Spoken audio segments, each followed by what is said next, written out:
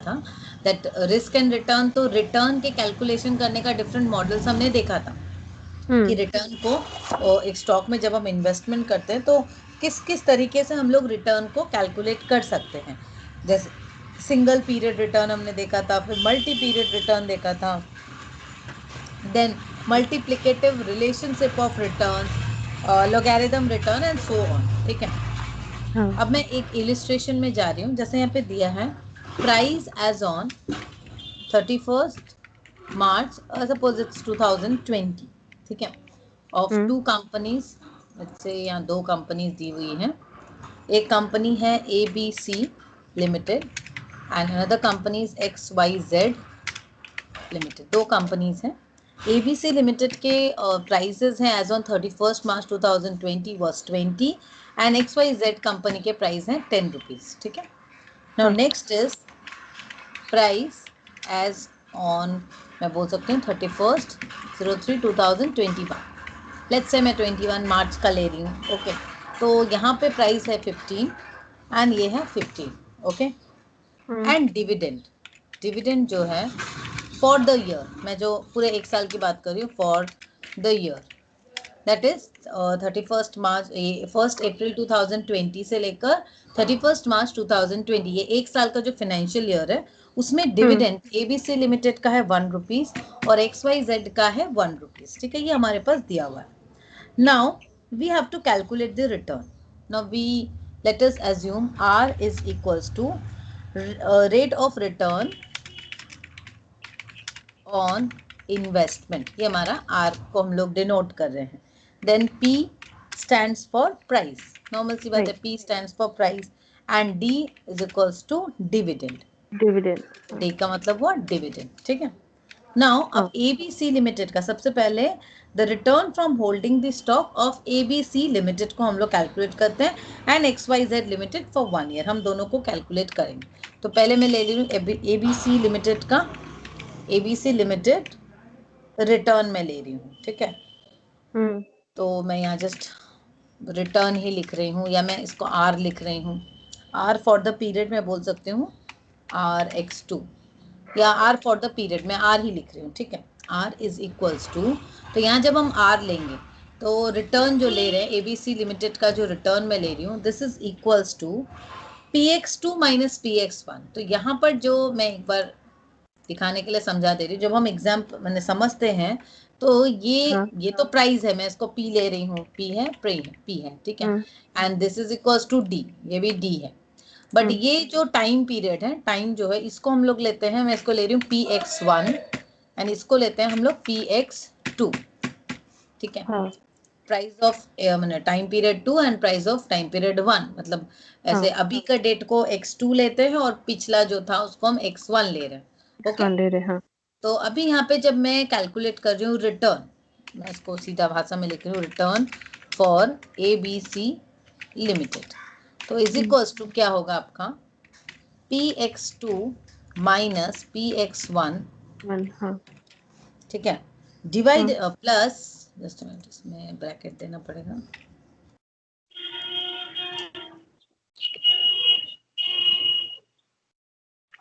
Plus dividend DX2 and total divided by PX1। इसका मतलब क्या हुआ, मेरा जो इस स्टॉक में, मैं अगर ABC कंपनी के स्टॉक को कंसिडर करूं तो ABC जो स्टॉक है उस स्टॉक में मुझे डिविडेंड कितना मिला, वो एक मेरा, देखो नॉर्मली जब हम इन्वेस्टमेंट करते हैं स्टॉक्स में तो दो तरह का रिटर्न हमको आते हैं। एक होता है प्राइस अप्रिशिएशन, प्राइस बढ़ रही है या घट रही है, प्राइस अप्रिशिएशन, और दूसरा होता है ये तुम्हारा डिविडेंड। दो इनकम होता है। तो यहाँ पे देखो, एक हो गई आपकी डिविडेंड इनकम और एक हो गया प्राइस अप्रिशिएशन।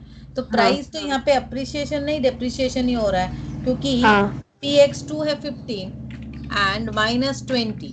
ठीक है, प्लस डिविडेंड जो है तुम्हारा 1 rupees and total divided by is 20, so it's coming to -5 plus 1 by 20 is equal to -4 by 20, -4 by 20, तो is equals to -4 by 20 is equals to -0.2, तो इसको हम बोल सकते हैं -20%। ये हुआ ना, तो रिटर्न फॉर एबीसी लिमिटेड अगर हम कैलकुलेट करते हैं तो ये आ रहा है हमारा 20% ओके। अब सेम वे में रिटर्न हम कैलकुलेट करेंगे जब XYZ लिमिटेड का रिटर्न फॉर XYZ लिमिटेड, तो वैसे ही होगा हमारा रिटर्न फॉर XYZ लिमिटेड भी PX2 माइनस PX1। तो यहाँ पर 15 माइनस 10 ब्रैकेट और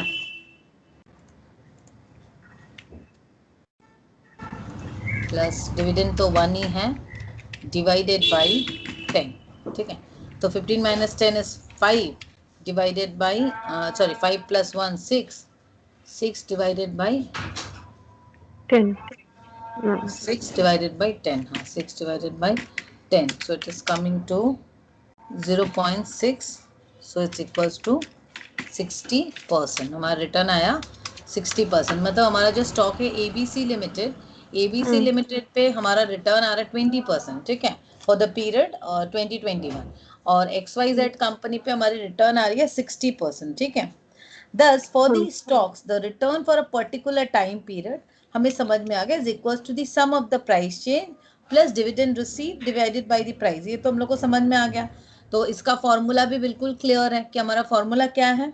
अगर हम लोग रिटर्न कैलकुलेट करते हैं in general for the ith asset and the tth time period, अगर मैं इसको फॉर्मूला के हिसाब से दिखाऊं, इतना माथापच्ची नहीं करूंगी, मैं सीधा निकाल देती हूँ। स्टॉक्स रिटर्न अगर मुझे निकालना हुआ, स्टॉक्स रिटर्न फॉर्मूला, माथापच्ची मैं फॉर्मूला को कॉपी नहीं कर सक रही हूँ। ये इजी है, सबसे इजी भाषा में लिखा हुआ है।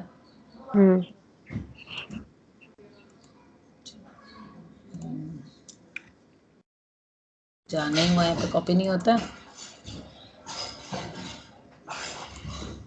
इमेज कॉपी नहीं होता यहाँ पे। हाँ होता है, तो ओपन करके शायद होता है। क्या चाहिए,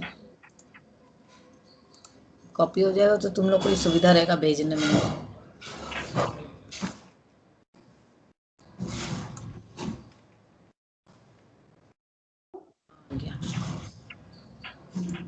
स्टॉक का रिटर्न आ गया इसमें, ठीक, ये हुआ।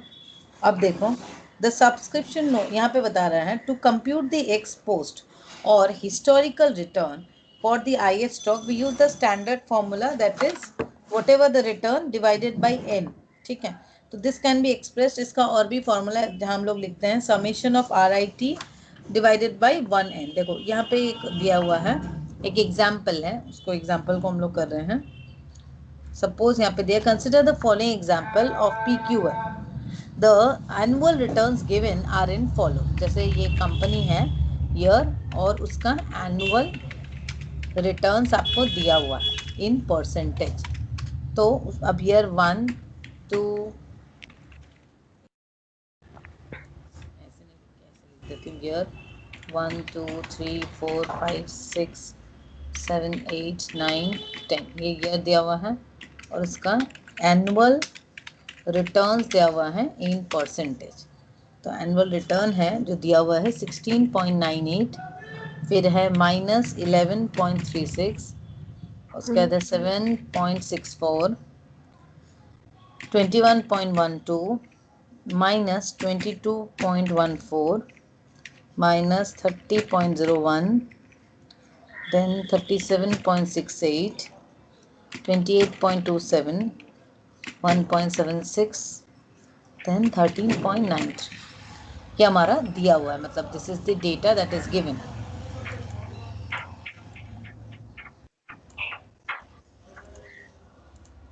क्या दिया हुआ है, ईयर दिया हुआ है, ये साल है, और ये हमारा एनुअल रिटर्न है, हर एक साल का एनुअल रिटर्न ये है। तो हम लोग को अगर मीन एनुअल रिटर्न निकालना हो, mean annual returns of this returns would be, mean annual return हम लोग कैसे निकालेंगे, mean annual returns of these returns would be is equals to, simple सी बात है, सबको प्लस करेंगे जितना है, दैट इज मैं ये सबको प्लस कर रही हूँ, इट्स कमिंग टू 63.87, ठीक है। तो it's equals to 63.87 divided by n, that is equals to 10। So कितना आएगा 63.87 divided by 10 is equals to 6.387 6.387%। ऐसे दिखता है मीन फॉर्मूला जब रहता है तो वो दिखाने का।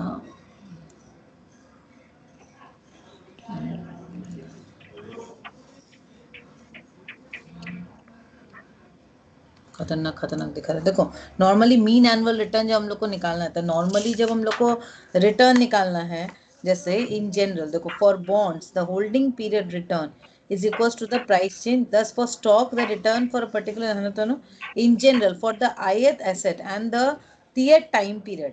देखो रिटर्न फॉर ith asset मतलब इतना अमाउंट का एसेट है एंड th टाइम पीरियड हम लोग रिटर्न का फॉर्मूला ऐसे लिखें, that is price of IT मतलब ith स्टॉक का एट टाइम पीरियड T, तो T मतलब आज की time period minus price of ith stock at time period T -1, ये T -1 मतलब एक साल पहले का, ठीक है, total plus dividend of ith stock at current time period, dividend जो मिला है divided by price of ith stock at time period T, ये हुआ, ये हम लोग का रिटर्न निकला। The subscript notation used above might seem complex, however it is really a very useful method. Up to compute the ex post or historical average return, we use the standard formula of arithmetic mean. तो हम लोग जब ये करना होता है ex post या historical returns देखना होता है या average return देखना होता है for the ith stock, तो हम लोग जैसे मैंने देखा average stock या mean annual return देखने के लिए, ये मैंने जैसे देखा है mean annual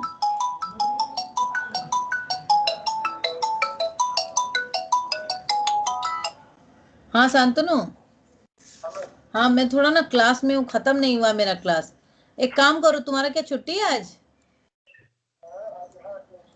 तो ठीक है मैं क्लास करके तब तुमको फोन करती हूँ, ठीक है। मैं थोड़ा सा भी छुट्टी है तो 12 के पहले और 12 के बाद क्या, तुम तो घर ही में रहेगा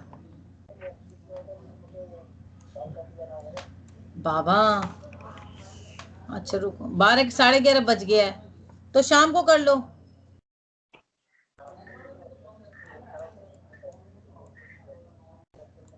तो अभी और कितना देर पढ़ाऊंगे, तो 11:30 बज रहा है, तो झूठ पढ़ना है क्या, झूठ टाइम पास करना है तुमको? फिर ठीक है मैं देखती हूँ, ठीक है क्लास। देखो ये वाला क्या बोल रहे हैं हम लोग इसमें, ये नॉर्मली क्या मीन एनुअल रिटर्न निकाल रहे हैं, तो रिटर्न का मीन आर के ऊपर ये पुट की है, ये 12 इसका मतलब है मीन एनुअल रिटर्न निकाल रहे हैं या एवरेज निकाल रहे हैं। तो एवरेज निकालने के लिए फॉर्मूला है summation of R means return on ith stock for this time period, ठीक है, where t is equals to 1 and summation that is number is equals n is equals to 10 divided by 1। तो इसको सीधा सा भाषा में अभी हमने ये किया, सीधे लैंग्वेज में हमने ये किया, दैट इज एवरेज निकाला, मीन निकाला, उसको ही हम लोग ये फॉर्मूला, मतलब थोड़ा कॉम्प्लेक्स दिखाता है। Thus calculating the arithmetic mean for historical return is a relatively straightforward process। तो हम लोग जस्ट arithmetic mean निकाल लेने से ही हो जाता है। The majority of investors tend to emphasize the return they expect from a security। Normally investors क्या करते हैं, उन लोग emphasize किस चीज पे करेंगे, everyone will emphasize on the return ना, हर investor क्या देखता है कि return क्या आ रहा है from the security। They also tend to view both return and risk in subjective terms। देखो जो भी investors हैं वो return and risk दोनों को subjective term में देखते हैं, not in objective term। Intuitive judgment is used to make decisions about risk। Normally लोगों के जो जजमेंट्स होते हैं ना वो इंट्यूटिव होते हैं, मतलब अपने से सोच के कुछ ऐसे। The reasoning for example goes something like this, Chrysler is more risky than General Motors, General Telephone is more risky than AT&T and Polaroid is more risky than Eastman Kodak and Indian Reliance is more risky than Tisco। ये normal trend है, जब share market में आप investment करते हो ना तो लोग ऐसे ही बात करते हैं, this is more risky than this is good enough, इस तरह का, मतलब सब्जेक्टिव होता है, ऑब्जेक्टिव लैंग्वेज यूज नहीं होती है।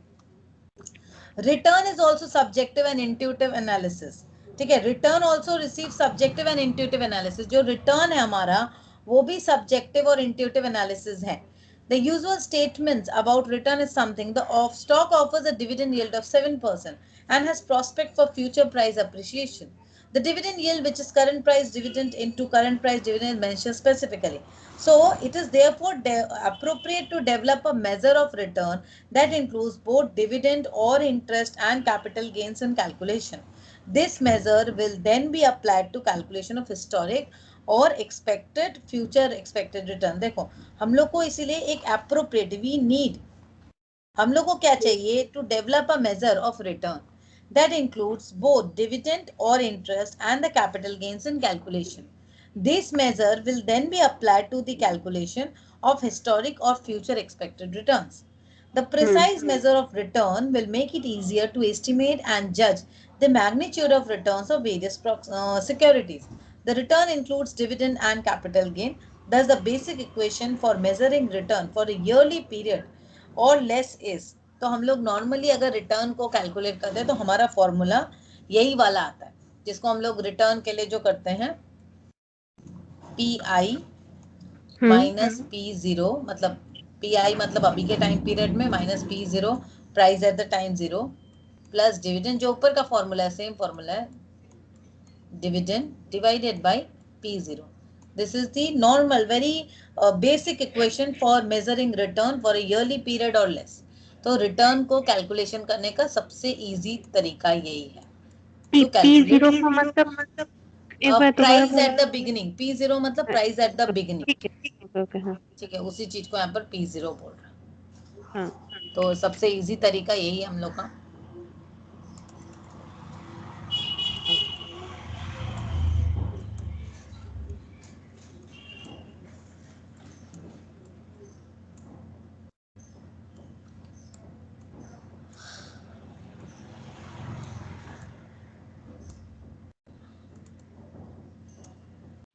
उसके बाद आ जा रहे हैं हम लोग expected return x एंटे of a security.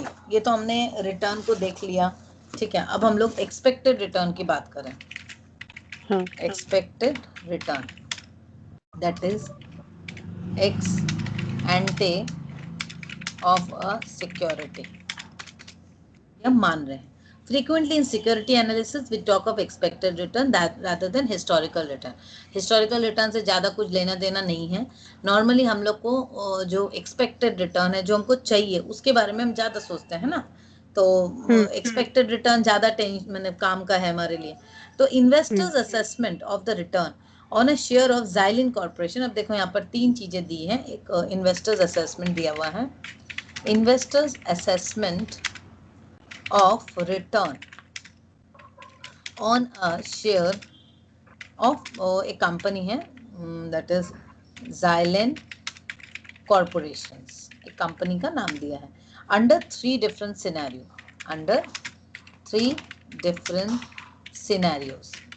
scenarios क्या है. फर्स्ट इज सिनेरियो का मैं यहाँ पे मेजर कर रही हूँ, चांस एंड रिटर्न मतलब परसेंटेज यहाँ पे दिया हुआ है. अब सिनेरियो क्या है, 1, 2 and 3. चांस क्या है 0.25, 0.50, सॉरी 0.25, देन 0.50, देन 0.25 और रिटर्न जो है 36, 26 and 12.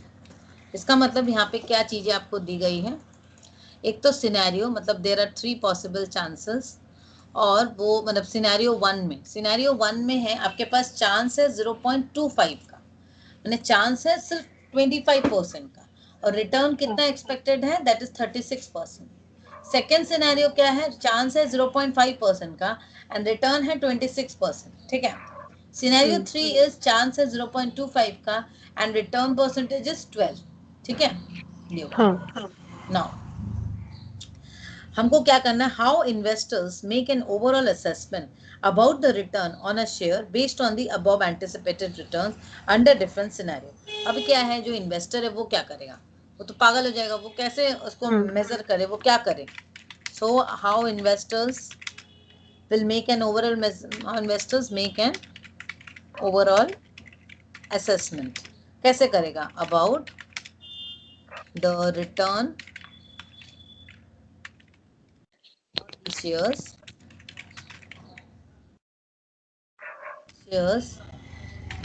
based on the above anticipated returns under different scenarios. कैसे करेगा? वो सोचेगा ना। तो हम लोग यहाँ पे क्या करेंगे, क्योंकि यहाँ पे बहुत सारे मतलब सिनेरियो हैं, 3 सिनेरियो हैं, चांस भी है, रिटर्न परसेंटेज भी है। तो हम लोग क्या करना है, what return can be expect on an average. Normally हम लोग क्या करेंगे, first step so many values, investors tend to question what return can be expect on an average. This is known in statistics as the expected value of the return and is nothing but the sum of each possible return multiplied by. अब इसको हम कैसे करेंगे, सीधा सा इसका फंडा है, दैट इज हम लोग इसमें क्या करेंगे, हम लोग निकालेंगे expected value of the return. ठीक है. Now we will, investor will find the expected value of the return. Good morning. Expected value of the return, expected value of the return वो कैसे निकालेगा? सीधा सी बात है, प्रोबेबिलिटी के संग जो चांस है उसको मल्टीप्लाई करेगा. जैसे ये सिनेरियो 1 में है, यहाँ पर, अब यहाँ पे मैं एक्सपेक्टेड रिटर्न को लिख रही हूँ, एक्सपेक्टेड रिटर्न.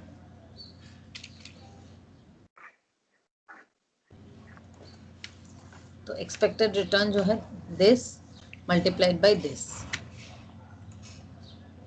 इसको यहाँ लिखा, and this is equals to sum of this.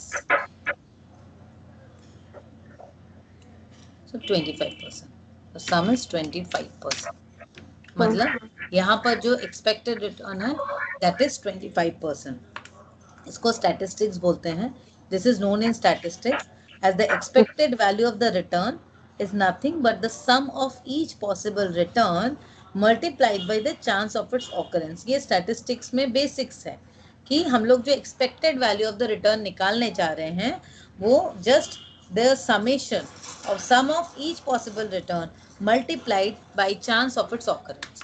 तो हम लोग क्या करेंगे, just chance 0.25 multiplied by return. इसका चांस इतना है, इसका चांस इतना है, सबको सबका एक्सपेक्टेड रिटर्न निकाला हमने और सबको सम कर दिया. यही हमारा टोटल परसेंटेज निकला कि सम इज 20, मतलब एक्सपेक्टेड जो है हमारा return, expected return is equals to 25. Expected return is equals to 25. ठीक है. हाँ, फिर ये परसेंटेज में ही हम लोग निकाले, राइट? हाँ.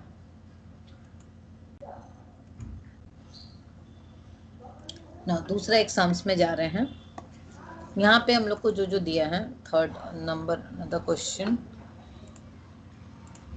इस क्वेश्चन में क्या है देखो, वो दिया है कंडीशनल रिटर्न. ठीक है. एंड प्रोबेबिलिटी ऑफ ऑकरेंस, ये दो चीज हमको दिया हुआ है. Conditional return, probability of occurrence. अब देखो conditional, consider the following illustration where expected value of the return for a stock is computed when probability of occurrence is given. अब देखो कंडीशनल रिटर्न दिया है, मतलब परसेंटेज में दिया है. This is -24. ठीक है. Then -10, 0, 12, 18, 22 and 30.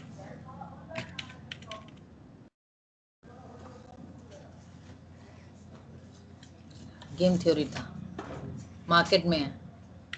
Probability of occurrence, probability of occurrence क्या, 0.05, 0.15, 0.15, 0.20, 0.20, 0.15, 0.10. ठीक है. अब हमको निकालना है एक्सपेक्टेड वैल्यू ऑफ रिटर्न्स. ठीक है. तो एक्सपेक्टेड वैल्यू ऑफ रिटर्न क्या होगा, सपोज मैं कंडीशनल रिटर्न को ले रही हूँ, परसेंटेज ऑफ एक्स आई ले रही हूँ. ठीक है, स्मॉल आई.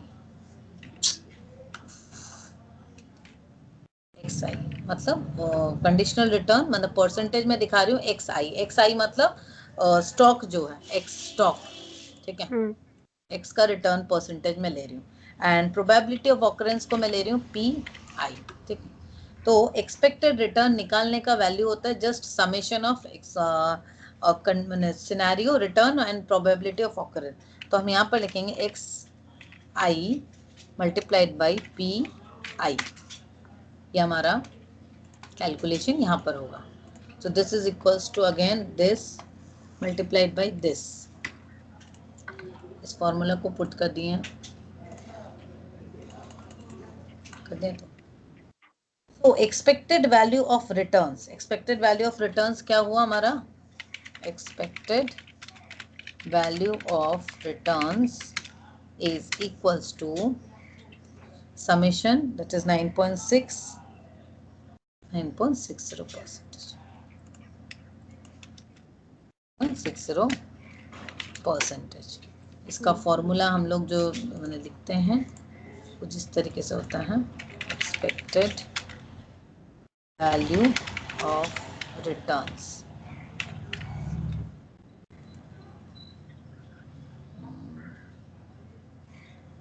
कहीं दिखा नहीं रहा है,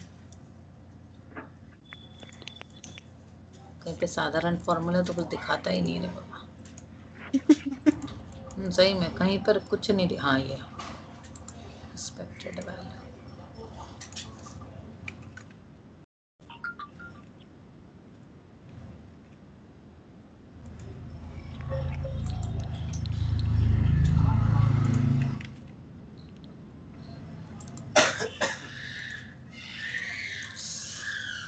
हवा बहुत दिमाग खराब करता है।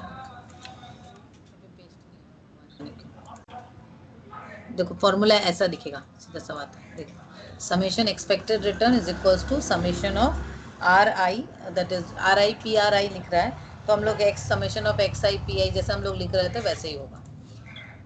जस्ट मैं इसको लिख कर एक बार दिखा देती हूँ। तो जब हम लोग को एक्सपेक्टेड वैल्यू ऑफ रिटर्न्स निकालना होता है, सो उसको मैं दूसरा कलर से लिख रही हूँ, expected value is equals to, मैं इसको लिख रही हूँ EX, expected value is equals to summation of XI PI, where N is the numbers and I is equals to 1। Clear है, समेशन ऑफ XI PI, तो हम लोग को निकल ही गया XI PI, summation of XI PI, ये निकला हमारा expected value of return, right. So it is important to note that sum of all the chances must add up to 1। जितना भी chances हैं, that is probability of occurrence, उसको जब हम sum मतलब ये जो probability of occurrence है, इसको जब calculate करोगी, इसका पूरा sum 1 ही होना चाहिए, क्योंकि probability में हम लोग को पता है, probability में मतलब क्या होता है, कितने % chances हैं एक तो चीज होने का, है ना। तो या तो probability 0 होगी या तो 1, या इन बिटवीन भी हो सकती है। तो प्रोबेबिलिटी अगर है कोई चीज होने का तो 1 के बियॉन्ड नहीं जा सकता, मतलब टोटल अगर 100% है, 100% के बाहर नहीं जा सकते ना हम कैलकुलेशन करने का। इधर रिटर्न ऑन सिक्योर, तो अगर हम नॉर्मली एक्सपेक्टेड रिटर्न के फॉर्मूले को ले तो हमारा एक्सपेक्टेड रिटर्न हम इस तरीके से रिप्रेजेंट कर सकते हैं, ER is equals to PI या P1R1 लिख सकती हूँ मैं, P1R1 प्लस P2R2 प्लस ऐसे करके टिल PNR ऐसा, ठीक है ना। Now expected return of a portfolio of securities, अब देखो ये तो था expected return of expected value of return on a security या एक्सपेक्टेड रिटर्न एक सिक्योरिटी पे। अब एक्सपेक्टेड रिटर्न ऑफ पोर्टफोलियो, अभी मैं अगर पोर्टफोलियो की बात करूँ, एक पोर्टफोलियो में कितने स्टॉक्स हैं, ठीक है, तो उसके बारे में उसका हम कैसे कैलकुलेट करेंगे। अब मैं उस पर नहीं जा रही हूँ क्योंकि एक स्टूडेंट मेरा दिमाग